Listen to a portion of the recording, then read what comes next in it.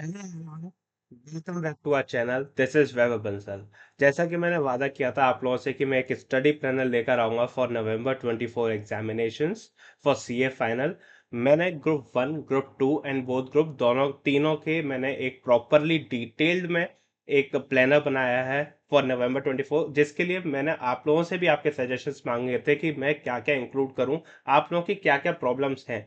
तो उस फॉर्म में भी कई सारे मुझे क्वेश्चंस आए, उन सभी क्वेश्चंस का इनकॉर्पोरेट करते हुए मैंने एक प्रॉपर प्लानर बनाने की कोशिश की है। तो इस प्लानर को देखिए, मेरी कुछ अजम्पशंस रहेंगी इस प्लानर को आप लोगों के साथ शेयर करते समय। तो कुछ अजम्पशंस ये है, देखिए, जो रैंक के लिए एम कर रहे हैं उन लोगों के लिए तो ऑलरेडी वो लोग अपनी प्रेपरेशंस में लगे हुए हैं, वो लोग अपने हिसाब से अपनी प्लानर्स को लेकर चल रहे हैं।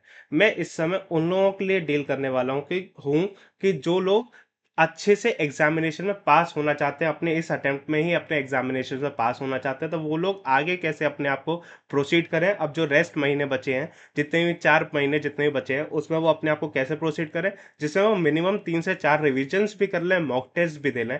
उसके हिसाब से मैं आपके लिए प्रिपेयर करने वाला हूँ। अगर ये इतने भी कोई कर लेता है तो वो भी हो सकता है कि रैंक के लिए चांसेस प्रोबेबली कर पाए। तो इसके लिए इस वीडियो को ध्यान से देखिएगा। पहले मैं ग्रुप वाइज आप लोगों को डिटेल इस प्लानर बताऊंगा, उसके बाद मैं बोथ ग्रुप बताऊंगा, एंड सबसे लास्ट में मैं कुछ इंपॉर्टेंट क्वेश्चंस जो मेरे पास आए थे इस फॉर्म में, उस फॉर्म के इंपॉर्टेंट क्वेश्चंस को भी मैं डील करने वाला हूं कि उस सिचुएशंस में आपको कैसे आगे बढ़ना है। तो आगे बिना किसी देरी के इस वीडियो को बढ़ाते हैं, प्लानर को समझाते कि आपको किस तरह से डील करना है अपने आने वाले 4 महीनों में। और अगर आपने अभी तक हमारे चैनल को सब्सक्राइब नहीं किया तो चैनल को सब्सक्राइब करके बेल नोटिफिकेशन जरूर से ऑन कर दीजिएगा। ऐसे ही मोर इन्फॉर्मेटिव वीडियोस के लिए आपको हमारे चैनल पर ऐसे ही वीडियोस मिलती रहेंगी। सो पहले हम बढ़ते हैं अपने ग्रुप वाइज प्लानर के लिए। तो देखिए, आपको मैं अज्यूम कर रहा हूं कि ये प्लानर आपका 1 जुलाई से आप स्टार्ट करने वाले हैं। आज जब मैं ये वीडियो डाल रहा हूं तब ये 27 तारीख होगी, 28 तारीख होगी, 28 जून।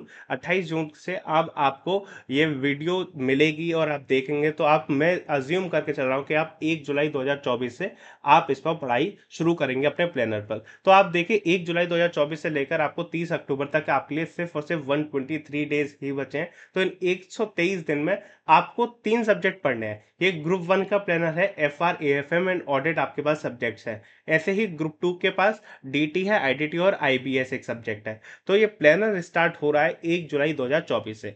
तो आप देखिए, 1 जुलाई 2024 तक मैं, अगर आप एक ग्रुप ही एम कर रहे हैं और अगर भी आपकी अभी तक क्लासेस कंप्लीट नहीं हुए हैं, तो मैंने अपने इस प्लानर में आप लोगों को समय दिया है कि आप जुलाई के एंड तक अपनी क्लासेस को कंप्लीट कर लीजिए किसी भी हाल में।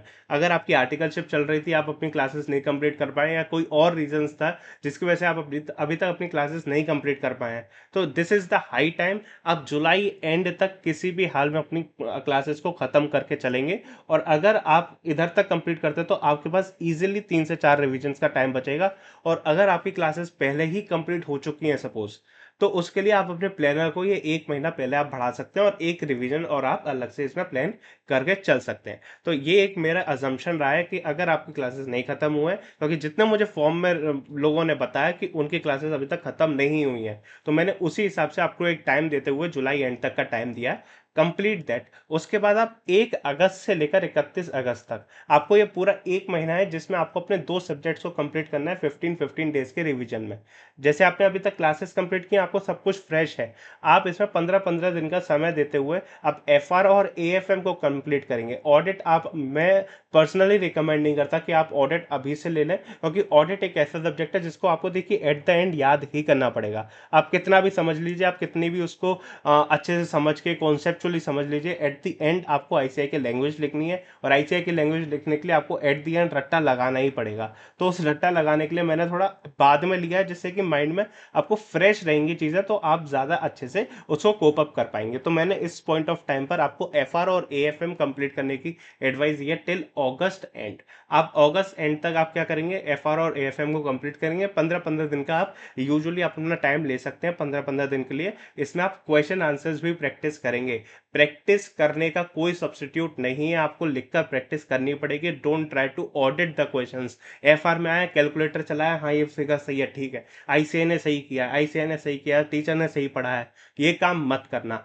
आप खुद से सॉल्व करना, फिर आंसर चेक करना कि सही है कि नहीं है। ठीक, अगर आपका ये होता है 31 अगस्त तक आप ये पहले करोगे, अगस्त के बाद आते हैं सितंबर, तो 1 सितंबर से आप 3 सितंबर, ये जो मैंने आपको पूरे 3 दिन दिए हैं, आप एफ आर या ए एफ एम इनमें से कोई एक अपना सब्जेक्ट आप चूज कर सकते हो एज पर योर चॉइस, उसको अच्छे से रिवाइज कर लो। अभी आपने ऊपर 15 दिन में रिवाइज किया है, तो आपको 3 दिन में रिवाइज करने में ज्यादा आपको प्रॉब्लम होगी नहीं, क्योंकि अभी आपने 15 दिन में सारे क्वेश्चंस भी कर लिए हैं, उसमें आपने एबीसी भी मार्क किया होगा, तो A category B category questions को आप एक बार अच्छे से उसको सॉल्व कर लेंगे और आप उसको रिवाइज करेंगे एक सब्जेक्ट को। देन आप 4 सितंबर को ही एक मॉक टेस्ट देने की जरूर से ट्राई कीजिएगा। मैंने 3 दिन का गैप दिया है, यूजुअली आपको पेपर में 1.5 दिन का मिलता है, उसको अभी मैंने आपको 3 दिन का गैप दिया है कि आप एक बार इसका मॉक टेस्ट कर लीजिए, क्योंकि मॉक टेस्ट देना बहुत जरूरी है, जिससे आपको आपकी मिस्टेक्स पता चलती है, आपको वीक चैप्टर्स पता चलेंगे कि मुझे इस चैप्टर में अभी ज्यादा मेहनत करनी है, तो आगे के रिविजन हम उसी हिसाब से आपके प्लान कर सकें।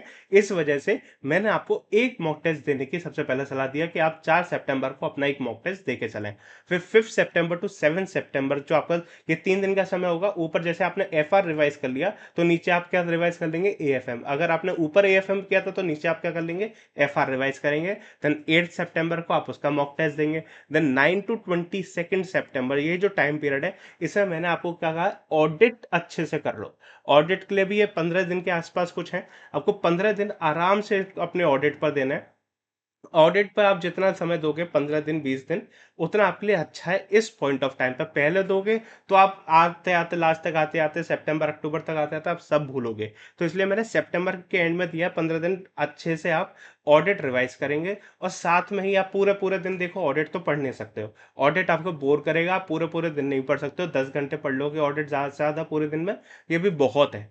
फिर भी आपके पास जो समय बचेगा, उसमें आपको क्या करना है, आपने जो ऊपर टेस्ट दिए थे, एफ आर का टेस्ट दिया था, एएफएम का टेस्ट दिया था, उन टेस्ट में अपनी कमियां ढूंढो कि कौन से चैप्टर में मैं वीक हूं, कौन से चैप्टर में मुझे आगे और काम करना है, और कौन से चैप्टर ऐसे हैं जिसको मुझे अब ज्यादा इस पर फोकस नहीं करना, ये मुझे अच्छे से आते हैं। किसी के लिए ऐसा हो सकता है कि फाइनेंशियल इंस्ट्रूमेंट 2 दिन ले रहा हो, और किसी के लिए बिजनेस कॉम्बिनेशन ईजी बन रहा हो, है ना, या फिर उल्टा भी हो सकता है, किसी के बिजनेस कॉम्बिनेशन कंसोलिडेशन टफ हो रहा हो और फाइनेंशियल इंस्ट्रूमेंट ईजी हो रहा हो। तो उस हिसाब से आपको अपनी वीकनेसेस को आइडेंटिफाई करना है इन्हीं ऑडिट के साथ। ऑडिट आप ये 15-20 दिन आराम से अपने ऑडिट को पूरा पूरा समय दो, बस साथ में अपने जो वीकनेसेस आइडेंटिफाई करनी है, उसको थोड़ा थोड़ा साइड में दिन में 2 घंटे आराम से निकाल के उन वीकनेसेस पर भी काम करना शुरू करो। जिससे क्या होगा, आपका ऑडिट भी खत्म हो गया, F R A F M एक बार खत्म हो गया, उसका रिवीजन भी होगा और उसका मॉक टेस्ट भी हो गया।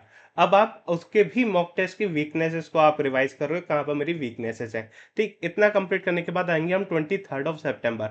इसमें आपको ऑडिट का एक बार मॉक टेस्ट दे देना है, क्योंकि जस्ट अभी आपने ऑडिट अभी रिवाइज किया है, जो 15 दिन में आपने 10-10 घंटे जब रिवाइज किया है, उस हिसाब से आपको ऑडिट आपका एक मॉक टेस्ट दे देना है। उसमें भी आपको ऑडिट की कुछ गलतियां पता चलेंगी कि ऑडिट के कौन से चैप्टर में मैं कहाँ वीक हूँ, कहाँ मुझे कीवर्ड्स याद नहीं आ रहे हैं, कहाँ मुझे कीवर्ड्स याद आ रहे हैं। तो उन पॉइंट पर भी आपको एक बार ध्यान अच्छे से देना है कि मुझे स्टैंडर्ड्स और ऑडिटिंग याद आ भी रहे हैं कि नहीं आ रहे, ग्रुप ऑडिट हो गया या फिर कोई और है, S A E S R S, ये सब चीजें मैं सही से अप्लाई कर भी पा रहा हूँ कि नहीं कर पा रहा हूँ, ये आपको इससे एक बार ऑडिट के मॉक टेस्ट से पता चलेगा। मॉक टेस्ट देना जरूरी है, इसी से आपको अपनी कमियां पता चलती है और आपको कहाँ इंप्रूव करना है आपको वो पता चलेगा। तो आप अपना ऑडिट का मॉक टेस्ट आप इधर 23 सितंबर को देके चलेंगे। देन आप इसमें थोड़ा सा समय लेंगे, 23 को आप देंगे। देन 24 को आप प्रॉपरली रिवाइज करेंगे, 23 को भी रिवाइज करेंगे, क्योंकि आपका मॉक टेस्ट सिर्फ 3 घंटे का चलेगा। 1-2 घंटे उसमें वीकनेस आइडेंटिफाई करने को भी लगा दो, तो जो रेस्ट समय है, उसमें और 24 आप ये पूरा समय देंगे 1.5 दिन का अपने एफ आर को रिवाइज करने में, और इधर आप 25 को देंगे एफ आर का मॉक। देन 25 का समय, आधा समय जो भी बचा है, एंड देन 26 आप ए एफ एम रिवाइज करेंगे और ए एफ एम का मॉक आप देकर चलेंगे, जिससे आपके मिनिमम 2 मॉक तो आपके लग गए। उन मॉक से आपको जितनी अपनी गलती आइडेंटिफाई करने को मिल रही है, आपने गलतियां आइडेंटिफाई कर ली हैं, और आपने उन आइडेंटिफाइड करी हुई गलतियां जो आपने ऊपर आइडेंटिफाई करी थी अपनी ऑडिट के समय पर, और जो ऊपर आपने मॉक टेस्ट दिए थे, उन गलतियों चीज़ों को आप देखो, क्या वो गलतियाँ कम हुई हैं? अगर नहीं हुई है, सेम गलती बार-बार रिपीट हो रही है, ऊपर भी पहले जब मॉक दिया था उसमें भी सेम गलती रिपीट हुई, अभी भी वो सेम गलती रिपीट हो रही है, तो अब आपको उन चैप्टर्स पर मेन फोकस करना है। अब आपको पता चल गया कि मुझे ये फोकस एरिया, मुझे इस पर बहुत ज़्यादा फोकस करना है, बाकी चैप्टर्स मैं अच्छे से कर पा रहा हूँ। तो आप 1 अक्टूबर से लेकर 3 अक्टूबर तक आप ऑडिट का रिवीजन करेंगे। देन 3 अक्टूबर से लेकर आप 22 अक्टूबर तक अपने एएफएम को रिवाइज करेंगे। याद रखिएगा, इधर आपको क्या करना है, सारे क्वेश्चंस को आपको लिखकर प्रैक्टिस करनी है। साथ में ही आप कुछ समय 2-3 घंटे आप ऑडिट को भी प्रायोरिटी पर देकर चलेंगे। अगर आपके पास यहाँ भी समय बच जाए तो आप थोड़ा सा एफआर को शुरुआत कर सकते हैं, बट मैं रिकमेंड नहीं करूंगा कि आप यहाँ से एफआर को शुरुआत करें। आप पहले एएफएम को कंप्लीट करें, एएफएम के बाद आप ऑडिट को ऑन प्रायोरिटी पर रखेंगे। देन लास्ट में आप एफआर पर आएंगे 23 अक्टूबर से लेकर आप सीधा एफआर अब प्रिपेयर करेंगे फॉर एन एग्जामिनेशन। याद रखिएगा, एफआर फर्स्ट पेपर है, फर्स्ट पेपर आपका कॉन्फिडेंस बूस्टर पेपर होता है, तो इसको बहुत अच्छे से प्रिपेयर करके चलना है। अगर ये पेपर बिगड़ा तो आप सारे पेपर बिगाड़ दोगे, इसके चांसेस ज्यादा हैं। तो याद रखें, 23 अक्टूबर कुछ भी हो जाए, यहाँ से आपको एफआर के लिए तैयारी करनी ही करनी है। यहाँ से आप शुरू करके ही चलेंगे, आप उसमें बिल्कुल भी डिले करके नहीं चल सकते हैं। देन अगर ये तो हो गया ग्रुप 1 का। ग्रुप 2 वाले कोई बच्चे हैं तो आप इनमें क्या करेंगे, एफआर एएफएम ऑडिट की जगह आप डीटी आईटीटी और आईबीएस को रिप्लेस कर देंगे। बाकी प्लानर आपका पूरा सेम रहेगा, आप इसमें डीटी आईटीटी और आईबीएस को ही सिर्फ रिप्लेस करेंगे। एफआर की जगह आप कुछ और ले लीजिएगा, डीटी ले लीजिएगा, IDT as per your choice. उस हिसाब से आप करेंगे, प्लानर पूरा सेम रहेगा, आपको इसी तरीके से आगे बढ़ना है, ऐसे ही मॉक टेस्ट देते हुए चलना है। तो इस हिसाब से आपने करीबन 3 से 4 रिवीजन कर लिया अपने सिंगल ग्रुप में भी, और आपने 2 मॉक टेस्ट भी आराम से दे दिए, जिससे अब आपका क्या होगा, अब आप प्रैक्टिस ज़्यादा कर पाएंगे, आपको कमियां ज़्यादा पता चल गई कि मैं यहाँ कमी कर रहा था, मुझे यहाँ पर अब अपने आप को इम्प्रूव करना है। तो for single group this is your planner. अब नाउ हम आगे बढ़ते हैं बोथ ग्रुप वालों के लिए। देखिए, बोथ ग्रुप वालों के लिए मेरी कुछ एजम्पशंस अलग है। सबसे पहली एजम्पशन मैं क्या मान के चल रहा हूँ, बोथ ग्रुप वाले बच्चे अपने 30 जून तक अपना पूरा अपने क्लासेस को कंप्लीट करके चुके हैं। उनका एसपीओएम के एग्जाम्स हो चुके हैं और 30 जून तक उनकी सारी क्लासेस कंप्लीट हैं। और अगर आप अभी तक एग्जाम्स को कंप्लीट, अपनी क्लासेस को कंप्लीट नहीं कर पाए हैं, या एग्जाम्स रह गए हैं अगर आपके एसपीओएम के, तो याद रखिए 15 जुलाई इज द लास्ट डेट। आप इससे ज़्यादा एक्सीड नहीं कर सकते हैं, ना क्लासेस में ना एसपीओएम एग्जाम्स के लिए। तो आप याद रखिए 15 जुलाई तक आपको किसी भी हाल में ये क्लासेस को कंप्लीट करना पड़ेगा। और आपको स्मार्ट एंड हार्ड दोनों तरीके से काम करना पड़ेगा। 6 सब्जेक्ट है, हार्ड वर्क जरूरी है, करना ही करना है, पर हार्ड वर्क के साथ अगर आप स्मार्ट वर्क भी करके चलेंगे तो आपको इजीली, आप अच्छे से ज्यादा रिविजन कर भी पाएंगे और आप आराम से अपने क्वेश्चंस को सॉल्व भी कर पाएंगे अपने एग्जाम्स के लिए। देन अब मैं आपको पूरा रिवीजन का प्लान बता देता हूँ कि कैसे आपको प्लानर चलाना है। देखिए, मैंने आपके लिए इसमें 5 रिवीजन को प्लान किया हुआ है। आप 5 रिवीजन मेरे 27 अक्टूबर तक खत्म होंगे। 27 अक्टूबर तक आपको रिवीजन खत्म होंगे। 28 से लेकर आपको 31 अक्टूबर, आपको कितने 4 दिन मिलेंगे प्रॉपर, आप एफआर को रिवाइज कर पाएंगे और 4 दिन में हो जाएगा। कैसे होगा वो मैं आपको बता देता हूँ। देखिए, पहला रिवीजन को मैंने आपको 15-15 दिन की दिए हैं हर सब्जेक्ट के लिए। जैसे कि आप एफआर और ऑडिट को साथ में लेकर चलेंगे, क्योंकि ये दोनों सब्जेक्ट एक दूसरे को कॉम्प्लीमेंट करते हैं। तो आप 1 से लेकर 15 जुलाई तक आप इसको कंप्लीट करेंगे। देन 16 जुलाई से लेकर 31 जुलाई तक आप एएफएम प्लस आईटीटी को कंप्लीट करेंगे। देन 1 अगस्त से लेकर आप 15 अगस्त तक आप डीटी प्लस आईबीएस करेंगे। देखिए, आईबीएस में आपको अलग से कुछ नहीं करना है। आईबीएस में आप रोज एक एक केस स्टडी भी सॉल्व करेंगे, this is more than enough. आपको कुछ और लेने की जरूरत है नहीं। तो आप एक रिवीजन आप इसमें 15 दिन में कंप्लीट कर, 15-15 दिन आपको हर सब्जेक्ट को देना है। तो आप इसमें 1.5 महीने में अपना एक रिवीजन कंप्लीट करके चलेंगे 15 अगस्त तक। देन सेकंड रिवीजन की बात करते हैं। अब आपने ऊपर 15 दिन किया, अब उसको थोड़ा और कम करना है, क्योंकि हमारा इवेंचुअली गोल तो 1.5 दिन पर आना ही है, क्योंकि हमारे एग्जाम में 1.5 दिन का ही गैप मिलेगा, 1.5 डेज का। तो उस 1.5 डेज के गैप के लिए आपको अभी से आपको प्रैक्टिस करनी पड़ेगी। तो ऊपर आपने 15 दिन को रिवाइज किया, अब उसको और कम करो, अब 10 दिन पर आओ। 10 दिन में भी आपको सेम इसी पैटर्न पे आपको रिवीजन करना है। तो आप एक और रिवीजन लगा के आप 1 महीने में फ्री होंगे, जो आपका सितंबर आ जाएगा। 14 सितंबर तक आप 2 रिवीजन करके कंप्लीट होंगे। और ये आप आराम से अगर इतना करोगे हो जाएगा, क्योंकि ऑडिट एफआर में ज्यादा समय देना, ऑडिट में थोड़ा कम समय देना, क्योंकि थ्योरी आप लोग ज्यादा नहीं कर पाओगे, उसे टुकड़ों में भी करोगे। दिन में अगर 2-3 बार भी स्प्लिट कर दोगे ऑडिट को, एफआर से जैसे बोर हुए ऑडिट लेकर बैठ गए, एएफएम से बोर हुए आईडीटी लेकर बैठ गए। तो ऐसे आप धीरे धीरे करके चलोगे, आप कंप्लीट कर लोगे। तो 2 रिवीजन होगा यहाँ पर। तीसरा रिवीजन मैंने उसको और शॉर्ट किया। 15 दिन हो गए, 10 दिन हो गए, 5 दिन में रिवीजन करने की आपको कोशिश करनी है। अब क्या किया मैंने यहाँ पर, आपको 5-5 दिन में रिवाइज तो करना है, साथ में आप यहाँ पर देंगे अपने आप को एक खुद का सेल्फ मॉक टेस्ट। अब यहाँ पर आपको मॉक टेस्ट देने की ज़रूरत है, क्योंकि देखिए जब तक मॉक टेस्ट नहीं दोगे उसके बिना आप एग्जाम में चले जाओगे, ये सबसे बड़ी गलती करोगे। क्योंकि एग्जाम में बैठने से पहले आपको कुछ चीज़ें पता होनी चाहिए कि आपकी स्पीड लेवल क्या है, आपको स्पीड किस स्पीड में आपको अपने क्वेश्चन को सॉल्व करना है। वो स्पीड अगर आपको नहीं पता, आप एग्जाम में पेपर छोड़ आओगे। जैसे और मॉक टेस्ट से ही आपको पता चलेगा आपके वीक एरियाज क्या है। जैसे आप वीक एरियाज को आइडेंटिफाई कर लोगे तो आने वाले रिवीजन जो हम प्लान कर रहे हैं उसमें हम उस पर ज़्यादा फोकस कर सकेंगे। इसलिए एक बीच में रिवीजन देना ज़रूरी था, एक बीच में मॉक टेस्ट देना ज़रूरी था, जिससे कि आप अपने वीक एरियाज को आइडेंटिफाई कर सकें, और वीक एरियाज को आइडेंटिफाई करके आप आने वाले रिवीजन में उसको और ज़्यादा अच्छे से फोकस एरिया बना सकें। तो एक थर्ड रिवीजन मैंने एक पूरा महीने का समय दिया, जिसमें आप 6 पेपरों का मॉक टेस्ट देंगे 5-5 दिन के गैप में। तो आपका एक महीना यहाँ पर कंज्यूम होगा। अब आप 14th ऑफ अक्टूबर तक आप फ्री हो। अब यहाँ से आप 1.5 दिन का समय शुरू करोगे। अब 1.5 दिन में रिवाइज करना है हमारे को एट द एंड, क्योंकि तो हम अब दो 5 दिन पर आ गए, 5 दिन से अब हम 1.5 दिन पर आएंगे। 1.5 दिन में इसमें हम विद मॉक टेस्ट देंगे। अब कैसे देंगे, हमने आइडेंटिफाई तो कर लिया ऊपर मॉक टेस्ट दे दे के कि हमारे वीक एरियाज क्या हैं। तो सबसे पहले हम वीक एरियाज करेंगे, बाकी और चैप्टर्स को रिवाइज करेंगे। 1.5 दिन में रिवाइज करना है, बच्चे को जो आधे दिन में आपको क्या देना है, टेस्ट देना है। टेस्ट आप 2 से 5 के ही शेड्यूल में दीजिएगा एग्जाम के शेड्यूल में, जिससे आपको एक आदत बनेगी आप उस ड्यूरेशन में एग्जाम देने की। तो आप 15 से लेकर 16, 15 का पूरा दिन आप दीजिए, 16 को आप दोपहर तक दीजिए, देन आपको 2 से 5 आपको एग्जाम देना है। फिर शाम को आइए, 16 से लेकर आपको पूरा पढ़ना है, 17 का पूरा दिन, 18 को मॉक आपको देना है, एग्जाम देना है आपको। फिर 18 से लेकर 19 तक ऑडिट। ऐसे करते हुए आप 21 अक्टूबर तक आप आईडीटी देकर भी फ्री हो जाएंगे। मैंने इसमें जान के आईबीएस नहीं लिया है, क्योंकि आईबीएस आप ऊपर पढ़ चुके हो और ऊपर एक बार मॉक टेस्ट दे चुके हो आईबीएस का रिवीजन नंबर 3 में, तो आपको दोबारा से अब आईबीएस लेने की जरूरत नहीं है। IBS it will just be repetition of the work, क्योंकि आपने सारी चीजें पहले से ही कर रखी हैं। आपके जितने ये सब्जेक्ट रिवाइज होंगे उतना ही अच्छा आपका आईबीएस होता जाएगा, क्योंकि आईबीएस में कुछ और है नहीं। It will be a integrated case studies. तो केस स्टडीज आप डेफिनेटली सॉल्व कर लोगे अगर आपको इन सारे सब्जेक्ट्स की नॉलेज अच्छी है तो इसमें मैंने रिवीजन नंबर 4 में मैंने आईपीएस नहीं रखा है, ऊपर के 3 रिवीजन में मैंने आईपीएस रखा है। अभी भी आप 21 अक्टूबर पर हो, अभी भी समय है, तो आप एक 1.5 दिन का रिवीजन और लगा लीजिए रिवीजन नंबर 5 पर। इसमें मॉक टेस्ट नहीं देना है, याद रखिएगा। इस समय अगर आप मॉक टेस्ट देने की कोशिश करेंगे और मॉक टेस्ट में अगर आपके कम नंबर हो गए किसी भी रीजन की वजह से, तो आपका कॉन्फिडेंस क्या हो जाएगा, डाउन।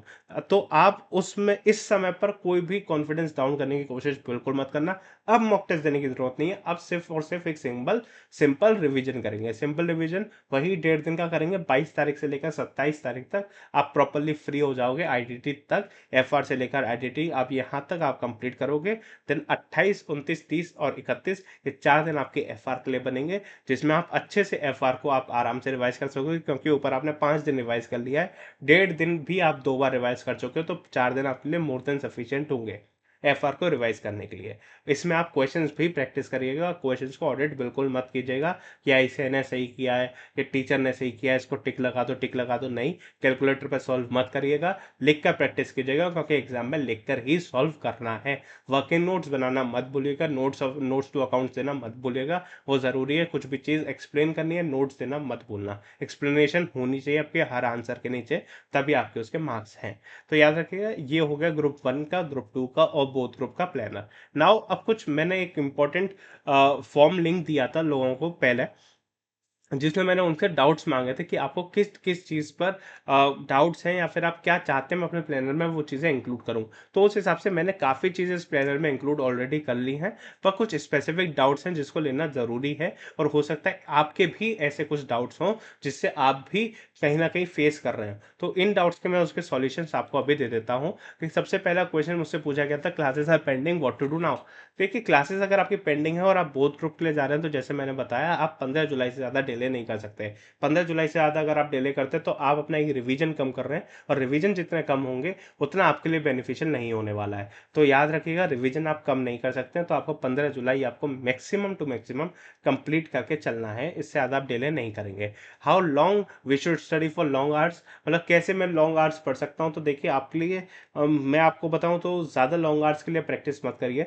जितना हो पा रहा है 10-12 घंटे उतना करिए, पर ब्रेक्स लेना ज़रूरी है। आप 2 and 2.5 आवर्स का आप प्रॉपर एक प्लानर लेंगे, 2-2 घंटे का एक समय लीजिए, स्टडी पीरियड लीजिए, उसमें 15 दिन का आप ब्रेक, 15 मिनट का आप ब्रेक लीजिए। देन 2.5 घंटे पढ़िए, देन आप 15 मिनट का ब्रेक लीजिए। जितना बीच में शॉर्ट शॉर्ट ब्रेक लेते रहोगे, माइंड रिजुविनेट होगा, माइंड को अब एनर्जी ज़्यादा मिलेंगी, जिससे कि आप इफेक्टिवली और एफिशिएंटली आप पढ़ पाएंगे। तो आप शॉर्ट शॉर्ट ब्रेक्स लेना बिल्कुल मत भूलिएगा। लॉन्ग आप सिटिंग मत कीजिएगा, पानी पीते रहिएगा, बीच बीच में उठते रहिएगा, जिससे आपकी इफेक्टिवनेस बनी रहेगी।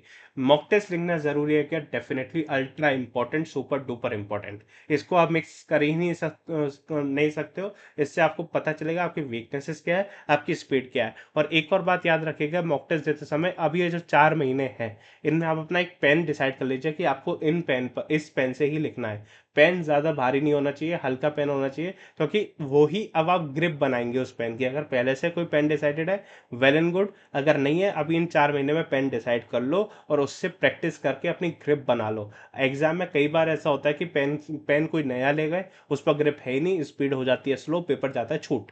तो वो करना मत। किसी भी हाल में आपको मॉक टेस्ट देकर चलना है और एक पेन अपना डिसाइड करके चलना है। एफआर में क्वेश्चंस न्यूमरस हैं, क्या हम छोड़ सकते हैं? बिल्कुल मत छोड़ना। एफआर प्रैक्टिकल पेपर है, प्रैक्टिकल पेपर में आप प्रैक्टिकल से छोड़ दोगे तो कोई फायदा है नहीं। तो इसलिए आप क्या करो, आप एबीसी मार्क करके रखिए अपने फर्स्ट रिवीजन सेकंड रिवीजन में, आप एबीसी मार्क कर लीजिए। और आपके रिस्पेक्टिव टीचर ने आपको वो प्रॉपर उन्होंने मार्क भी करवाए होंगे, कौन से क्वेश्चन इंपॉर्टेंट है, कुछ एलडीआर उन्होंने लिस्ट भी दी होगी। तो उन एलडीआर लिस्ट के क्वेश्चन को 100% करना ही करना है। और कुछ अगर आपने मार्क और एक्स्ट्रा कर रखा है तब उन क्वेश्चंस को तो आप करना ही है, क्योंकि इस बार से क्या है, एमसीक्यूज भी है। तो जो क्वेश्चन आप छोड़ के जा रहे हो सकता है वो क्वेश्चन एमसीक्यू में आ जाए। तो याद रखिएगा, ऐसा कुछ नहीं करना है, छोड़ के तो कुछ नहीं जाना है। जितना हो सके उतना आपको करने की कोशिश करनी है। How we should decide whether we should go for single और बोथ ग्रुप्स? देखिए, उसके लिए आपको खुद डिसाइड करना पड़ेगा कि आपका एग्जाम फॉर्म भरने तक आपका क्या स्टेटस है। क्या आपको लग रहा है कि आप दोनों ग्रुप दे पाओगे, आप प्रेपरेशंस कर लोगे अच्छे से, आपके 2 से 3 रिविजन्स हो जाएंगे, तो डेफिनेटली आप दे दो, बोथ ग्रुप का फॉर्म भर दो। पर अगर आपको लग रहा है कि नहीं, मैं ज़्यादा नहीं कर पाऊंगा, बोथ ग्रुप का फॉर्म ही भर दूंगा, तो शायद एक बार रीडिंग ही कर पाऊंगा, एक बार रिविजन ही कर पाऊंगा, प्रॉपरली अच्छे से कुछ नहीं कर पाऊंगा, तो इससे आप एक सिंगल ग्रुप भी अपना हैम्पर मत करना। तो आप एक ही ग्रुप के लिए अप्लाई करना, बोथ ग्रुप्स के लिए अप्लाई मत करना। ये अपनी स्ट्रेटेजी आपकी होनी चाहिए, बोथ ग्रुप और सिंगल ग्रुप। पर याद रखिएगा, बोथ ग्रुप के चक्कर में ऐसा नहीं हो कि आप सिंगल ग्रुप भी हैम्पर कर दो, उस पर भी आप ज्यादा फोकस नहीं कर पाओ। तो अगर एक एक करके आप सिंगल ग्रुप निकाल सकते हो, एक एक करके सिंगल ग्रुप निकालो, दोनों ग्रुप्स निकालने की एक साथ कोशिश मत करो। अगर आपको लगता है कि मेरी प्रिपरेशन हो चुकी हैं, मैं आराम से 3-4 रिविजन, 4-5 रिविजन कर सकता हूँ, इस प्लानर को फॉलो कर सकता हूँ जो मैंने दिया है, तो अब डेफिनेटली आप बोथ ग्रुप्स के लिए अप्लाई कर सकते हैं। How to remember theory part? देखिए, थ्योरी पार्ट को रिमेंबर करने के लिए ज्यादा से ज्यादा रिकॉलिंग चाहिए आपको। आप जितनी बार उसको रिकॉल करेंगे उतना ज्यादा वो माइंड में होगी रिटेन। तो इसके लिए आप अपना एक स्टडी पार्टनर बना सकते हैं। स्टडी पार्टनर क्या करेगा आपके लिए?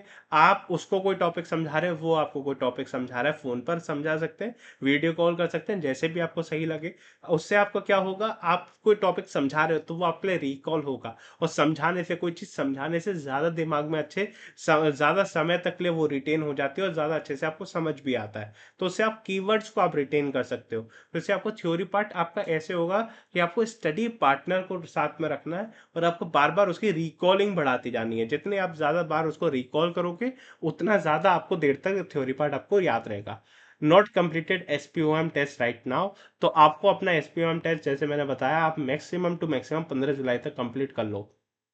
क्योंकि अगर आपने एसपीओएम को लेट किया तो आपको कम समय बचेगा, आपको दूसरे सब्जेक्ट्स को कवर करने के लिए जो मेन एग्जाम्स है ना, उसके लिए आप समय नहीं छोड़ सकते हो। उसको आपको कंप्लीट करना ही करना है, और अच्छे से कंप्लीट करना है। अगर एसपीएम रह जाता है ना, तो बैक ऑफ द माइंड कहीं ना कहीं ये रहता है कि यार अभी एक पेपर और देना है, एसपीएम रह गया है, तो वहां आपकी एफिशिएंसी कम होती है। तो एफिशिएंसी कम नहीं करनी है अपनी, एसपीएम का एग्जाम दे दो, अभी दे के कंप्लीट करो, 15 जुलाई मैक्सिमम आप देकर कंप्लीट करो। ज्यादा इसमें डिले करने की कोई जरूरत है नहीं।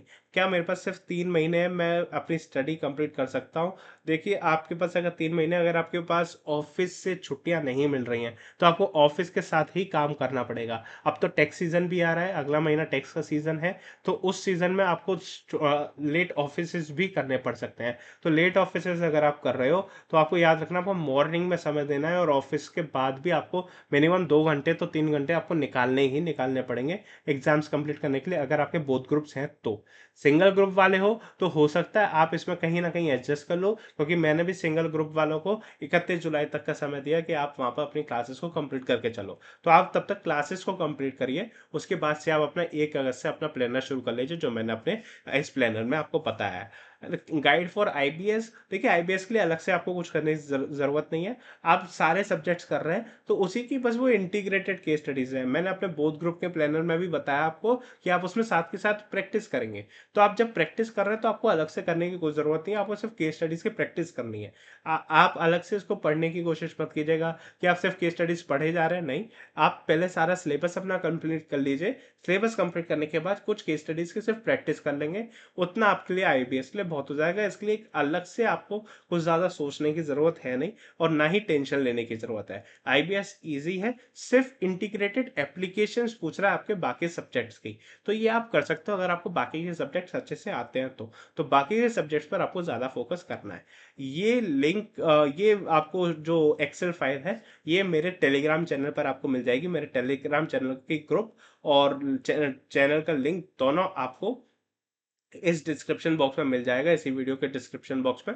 आप वहां से ज्वाइन कर सकते हैं। याद रखिएगा, अगर आपको ग्रुप ज्वाइन नहीं करना है तो इस समय चैनल ज्वाइन करके रखिए, जिससे सिर्फ और सिर्फ आपको इंपॉर्टेंट अपडेट्स की नोटिफिकेशन मिलेंगी, और किसी चीज की अपडेट्स की आपको नोटिफिकेशन नहीं मिलेंगी। किसने क्या पूछा, किसने क्या किया, उन चीजों से अभी इस समय आप दूर रहिए, एकदम मॉन्क मोड में चले जाइए और सिर्फ अपनी प्रैक्टिस कीजिए। बाकी सारे नोटिफिकेशन को कर दीजिए बंद। यही 4 महीने हैं अपने आप को प्रूव करने के लिए, यही 4 महीने हैं जिसके लिए आप लास्ट 5 से 6 महीने से काम कर रहे हो।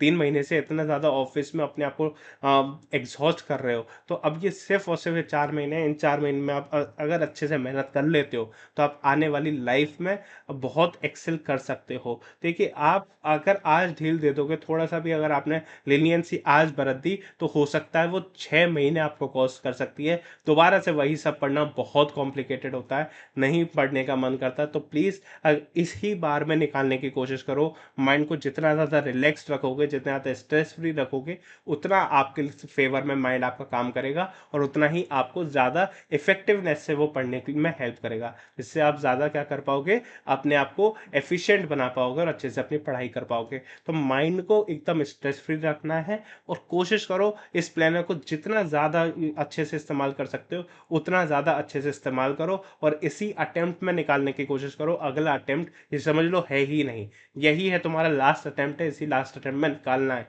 आज करना ही करना है, डू और डाई की सिचुएशन है। नहीं तो आज नहीं कर पाए तो फिर कभी नहीं होगा, आज करना ही पड़ेगा। याद रखिए, मोटिवेटेड रहिए हर समय पर, हाइड्रेटेड रहिए, गर्मी बहुत है, पानी पीते रहिए। हाइड्रेटेड रहते रहते आप अपने आप को कामली अपना काम पूरा कंप्लीट कीजिए, और हो जाएगा। I will and I can, मैं सब कुछ कर सकते हैं, हम लोग सब कुछ कर सकते हैं। सिर्फ खुद पे एक मोटिवेशन होना चाहिए, खुद पे एक पॉजिटिविटी होनी चाहिए कि मैं ये कर सकता हूँ, तो वो डेफिनेटली हो जाएगा।